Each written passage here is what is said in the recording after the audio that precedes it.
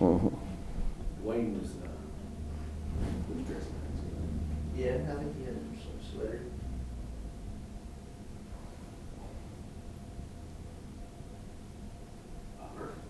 You may, I don't know, have my glasses turned back to clear? Okay. All right, buddy. I should probably clean them too. I know he won't show up on that, but. And then I have already given you the questions, but I'm still going to ask them as if I asked them for the first time. Okay, well, you may want to add a word or two because you left out a word or two on a couple of them. Okay. What's the first one right there? Read it exactly as you. Where did you grow up and did you get to Morehead? Oh, okay. You left out how, I think. Yeah, you were probably just thinking real fast. Sure it was. And there's another one down there like that too. But if I were perfect, I wouldn't be sitting here.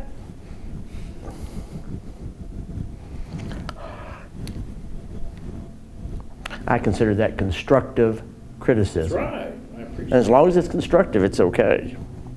I saw a young man yesterday at the ball game, had on a coat and tie.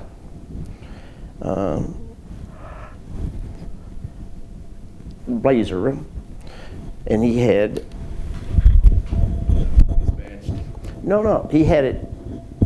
There's two buttons on the blazer. He had both of them buttoned. You only need to button the top one. The bottom one you leave unbuttoned. And I said, okay, let's worry about that. Did he take it? Oh yes, I told him it was constructive. Hope that doesn't. Well, I guess so. I'll make up a bunch of lies here. Everybody's dead, so they can't refute them. You ready over there? Yeah. Okay. All right. Well, let's start off with the edited question here. Where did you grow up and how did you get to Morehead? Well, I'm one of the few natives of Rowan County that you'll find around here. I shouldn't say one, but that's how they've been involved at the university. It was just part of my life. As a student at the public schools here in junior high school, I took music lessons down the Baird Music Building when I was in the 7th or 8th grade. In high school, I took my Latin, French, Trig, and American history at Breck. We had busing before busing was popular. I shouldn't say popular, but before it was invented, I think. The high school that I attended was at where the public schools office is now on Tippett Avenue, 2nd and Tippett Avenue. And Breck, of course, being here on campus. And they would pick us up at one location, take us to the other location. I'd have my Latin, French, go back to the other school, take whatever, come back and take my Trig. And so I was involved there. I even studied with the National Science Foundation in 1960, in between my junior and senior years in high school, so I was on campus then. So it was just sort of a natural that I was going to Morehead. Now, how many years did you work for the university and where did you start working on campus? I worked here for 30 years and a couple of months, something like that. And my first job was an instructor of accounting over in what is now the College of Business. And I did that for 6 years, and during 2 of those 6 years, I was also the first director of Cartmel Hall, which they hadn't named at the time, but it was called Men's Dorm Number 7. As it implies, it was an all-male residence hall at that time, not co-ed as it is today. And then I left Morehead for 1 year, hoping to get involved in some student activities type work, and I did when I went to Iowa. Something opened up the next year on a 1-year appointment. I came back for that 1 year as Associate Dean of Students, and it ended up being 24 more years. So the 6 plus the 24 gave me the 30 years here at the university. And I've done everything from working with Greek affairs and student organizations. In years past, we used to have some major concerts that were held either in Weatherby Gymnasium or later at the AAC. And big names, and some of the students that come back really remember those, and that was some of their highlights, is the big name entertainment that we had. Are you responsible for getting a lot of those bands here? Yes, we brought them in. That was my job, and some of the contracts were like 40 pages thick, and the vice president says to me, okay, now this is your job, and I thought, but he said, I have to sign them. So I would read them, edit, and so forth, and then I would take them to him, and I thought, oh my goodness, I'll make a mistake someday and get fired. But I never got fired. Anybody that was hard to work with from a band performance-wise? Some of the people think they're more important than they really are. I remember Billy Idol, I think it was, got a little nasty backstage one night.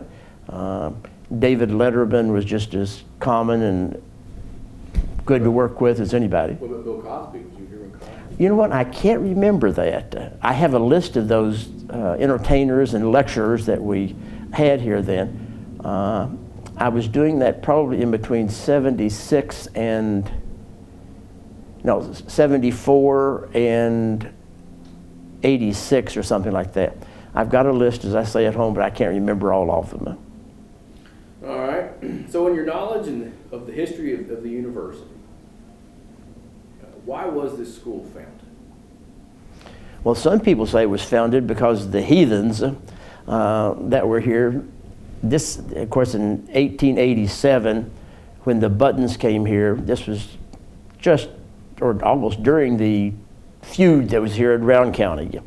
And there was some wild times, as I understand it. So I guess the Christian church sent some people down to establish a school and teach us a few things. And quite fortunately, they got it started in 87, and it continued. I don't know the numbers. I'm sure they were very small. And then in 22, the legislature, of course, established a state normal school here. You didn't take to have the first student here until 1923. In fact, Kenna Allen, who works here at the university and has a long history, her family with the university, says that I've been here so long that I flew in on my pterodactyl with an abacus under my arm. That's somewhat of an exaggeration. And other people will say that I was here to beat the train when Phoebe and Frank Button got off of it in 1887. But I haven't been here quite that long. So in the days of the Teachers College on, this school was primarily a school for teacher training. Yes, that's correct. When you were teaching here, was it still that, or had it changed over? It still had great emphasis. Even today, Morehead is still known quite positively for its teacher education programs.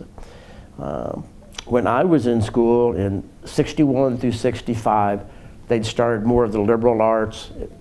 I was in business, and they were making those changes then. So in your years for the university, and all the years you were here, of course, Dr. Doran's name is synonymous with this campus. It's hard to talk about the history without talking about Adrian Doran, Dr. Doran. And I find it interesting that people, after all these years, still call him Dr. Doran instead of losing that title. Well, what was your working relationship with the Dorans, with Dr. Doran and Mrs. Doran? Well, of course, I was a student here when he was the president and Mrs. Doran were here. But the working relationship, I think, was good. I mean, you did not have to ask twice where you stood on some particular issue. Dr. Doran knew what he wanted, and when he made a decision, that was it. There was no beating around the bush, as we would say. You knew it. You might not like it, but you knew where he stood on things. And Mrs. Doran, of course, was just a charmer. And by the way, Dr. Doran had a way with the legislature that helped us to get some of the funding, or much of the funding, I'm sure, for the expansion, especially in buildings, that was made when he was here. And back to Mrs. Doran, with her personal development institute that she started, and I was one of her guinea pigs. She had a class of 20 men or something like that, and probably another class of women like that. But we were the initial class of guinea pigs to try out some of her things. She looked at it, this is my interpretation. We're from Eastern Kentucky, we're just as smart as anybody else, but we need a little polishing. So we were like sort of diamonds in the rough. And so Mrs. Doran would do that by teaching manners, something about etiquette, just being polite, when to speak and when not to speak. So she was a very big influence on the students too. I remember seeing a photograph one time of one of the last times Mrs. Doran came to campus before she passed, and I believe you were on her arm. Yes. At the dedication or the ribbon cutting for ADUC, Mrs. Doran was there I made sure that she was there. I invited her, and she was most happy that I had, because someone had dropped the ball and had not. Of course, Dr. Doran had passed away at that point, so he couldn't be there. But they had invited Jack Henson, who had been the director before me, and then myself, and Suzette Redwine was there, and some other people. But I certainly felt that Mrs. Doran should have been there to represent Dr. Doran. Well, and 4 buildings were named for her, the Manon complex. So she's probably more important than he was in that regard. So how was Dr. Doran as a man? So some of this revisionist history, and President Andrews actually said a convocation this year. Dr. Doran was the last of the imperial presidents. So there's such this legend of how he was as a man. But from your perspective of being around him and knowing him and working around him, how was Dr. Doran as a man? He's a legend around campus. Some of it's good, some of it's bad. What would you say about Dr. Doran? Well, it's like I said earlier, he made a decision and that was it. And you may not like it. Some people might have called him a benevolent dictator or something of that nature, but please note the word benevolent was in there. He was a kind person. He and Mrs. Doran thought of the students, in my opinion, as their own children. And many of us adopted them as family also. And even after they left the university, many of us have stayed in contact with them, or stayed in contact with them until they passed away. I remember once visiting them in Lexington, and Mrs. Doran was not feeling very well. And she said, "I've got to get well. I've got to take care of AD." So she called him AD? Yes. So after Dr. Doran retired and you would go visit, would he ask a lot of questions about the university still? No, he was able to let go. He didn't want to still run things, or not in my opinion. When he retired, he realized that the next president, who was Dr. Norfleet, was going to do his thing. And I think that's the way we have to look at it. We may not agree with everything, but somebody else is in charge. A perfect segue here. The presidents that followed Dr. Doran seem to have a hard time stepping out of his legendary shadow. What's your thoughts on that? There was, 3 or 4 presidents before really they seemed to get a long-term president back in this place. Yeah. When you have a legend like that, I mean, what do? The legend's going to be there till the people who knew him pass away. There's still a lot of us around that were in school when he was here and who worked for him. It is just phenomenal, the influence, though, that he and Mrs. Doran had. And when I say, you asked me about Dr. Doran, then I added Mrs. Doran. You cannot talk about the Dorans, either one of them, without talking about the other, because they were 2, but they were united. They were one. And with their great influence, they've helped this university grow. Part of that growth was Dr. Doran's influence, as I said, with the legislature. But he and the regional presidents back then, in the 60s, late 50s, 60s, probably even up into the early 70s, over at Eastern, Western, Murray, and Morehead, the presidents appeared to work together when they were going to the legislature to ask for monies for various programs and facilities. And Dr. Doran was very influential with them, I'm sure. Jack Ellis told us, not Jack Ellis, but Dr. Grody told us a story that he had worked with Carl Perkins. Dr. Grody had worked with Carl Perkins when he was here before he was president as a dean. And Perkins had called and said he found some money somehow or another and had an idea for a plan. Well, Adrian Doran got wind of this somehow and called him and said, you think you're going to get that money? He said, yeah, I think so, but it's not for certain. Well, he went to the legislature and said, well, I got $80,000 in my pocket right now. Would you all match those funds for a new building or new program? Mm-hmm. And they did it. He bluffed them out of. Yeah. I think they built one of the major academic buildings here. Dr. Grody was my dean. In fact, I still call him Dean Grody because when I was in school, he was I think it was a department at that time, but then when I came back and started teaching, he was the dean of the school. And so I still call him Dean. If he hears someone answer, he picks up the phone and someone says, Dean Grody, he says, what do you want, Clyde? It's you. All right, so some of the stuff we found, some interesting histories here. You were on campus or around campus in the era of Vietnam. There was, the campus had a very famous riot and protest. Do you have any memory of that? Not a vivid memory, no. But I think they were handled well because the administration let the students do some of their voicing. And I think that's as important as anything, to let people say what they believe or how they feel about things. And of course, many young people at that time were very much against the war. I don't think they were against the military people, the personnel. They were just against the war. Yeah, and Keith Capers actually told me that he thought students were going to set fire to the drill room. Because that's where ROTC was. And he said Dr. Doran parted the seas and within a few minutes had everyone in prayer together. Yeah. It's quite the story. Mm-hmm. Yeah, again, some of this you might not have experienced, but going back and reading the histories, there's a lot of really interesting histories about desegregation on this campus. Great piece to add to this project. But from your knowledge of the histories and other people you talked to and stories, what was campus life like during the desegregation era for students of color or minority students? Well, as I said, I started school in '61, was here through '65.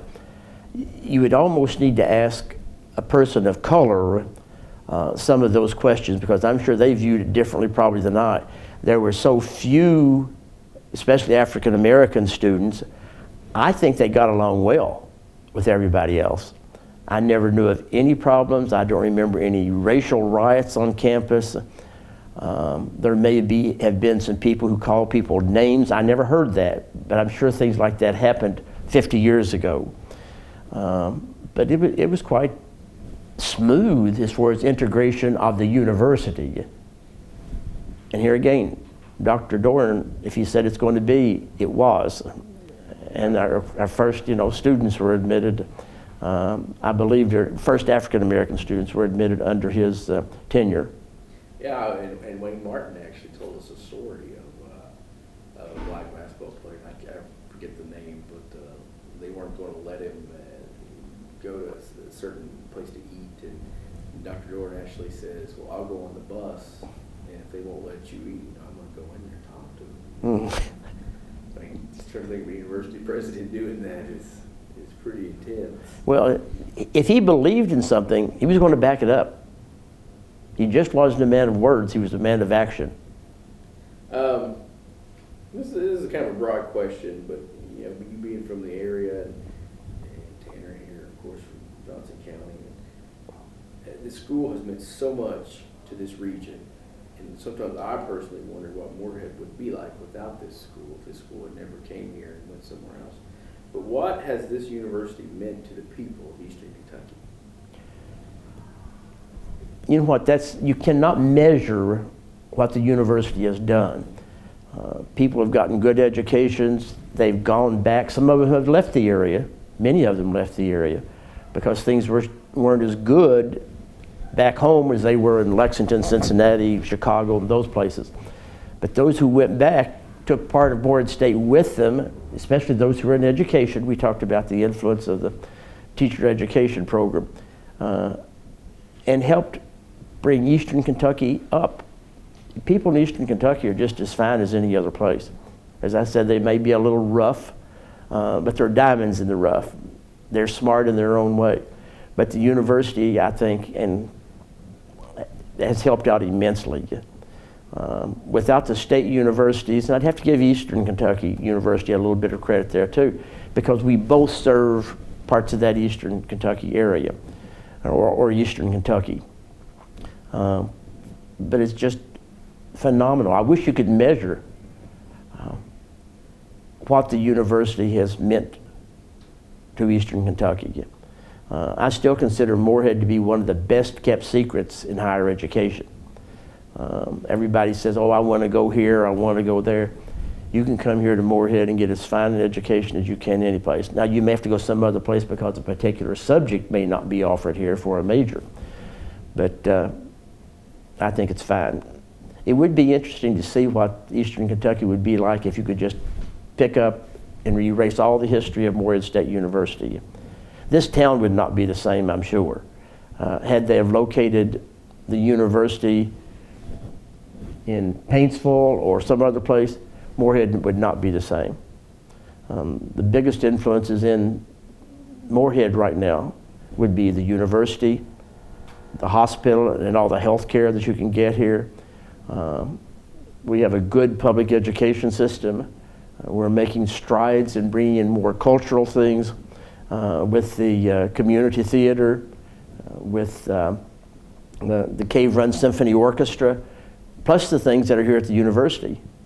Many people do not take advantage of all the things here at the university that are mostly free or very inexpensive. Now, Clyde, what has this university meant to you as a student, as a faculty member, and a long-time working member of the staff at campus? What has this university meant to you personally? And what does it still mean to you? Well, I would not be as comfortable in my life if I hadn't have gone to college. Had Morehead had not been in my hometown, I don't know if I would have been able to go to college. I lived at home. I didn't live in a residence hall, so that cut down the expense a great deal. In fact, I think when I started here, it wasn't tuition. I think it was an incidental fee, and I believe it was $50 a semester. Unbelievable today, I know. But I got a wonderful education here. Went from here then to Indiana University and then back to Morehead.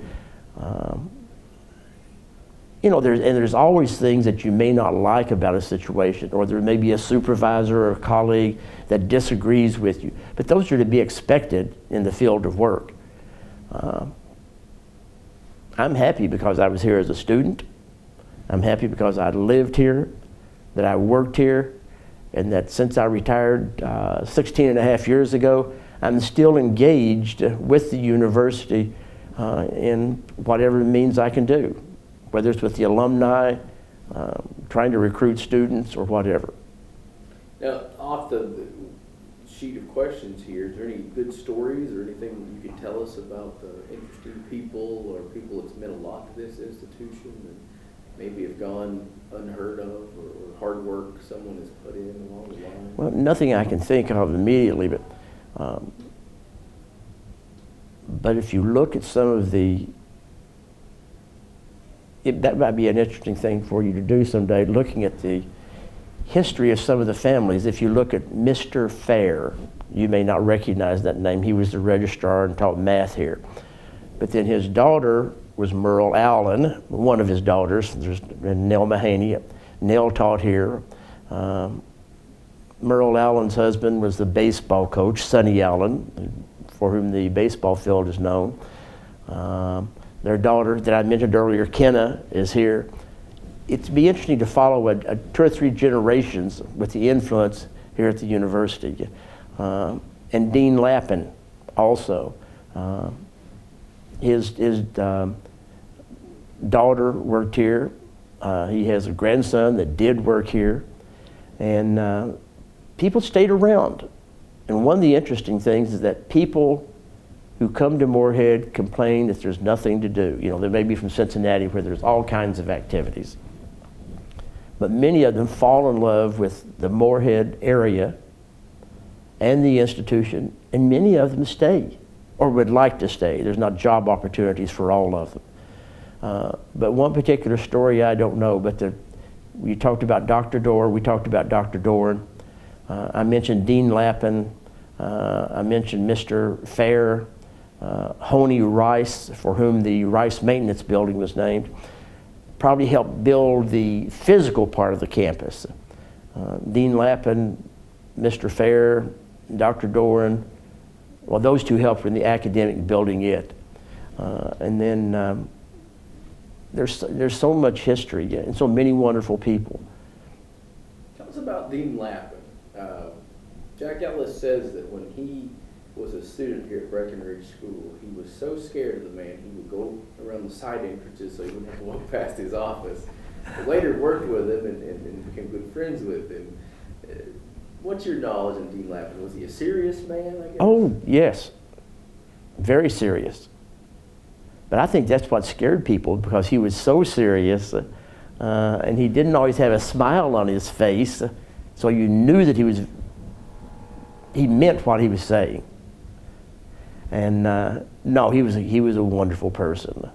And his leadership in the academic development of the university, well, it's probably not praised enough. What about Honey Rice?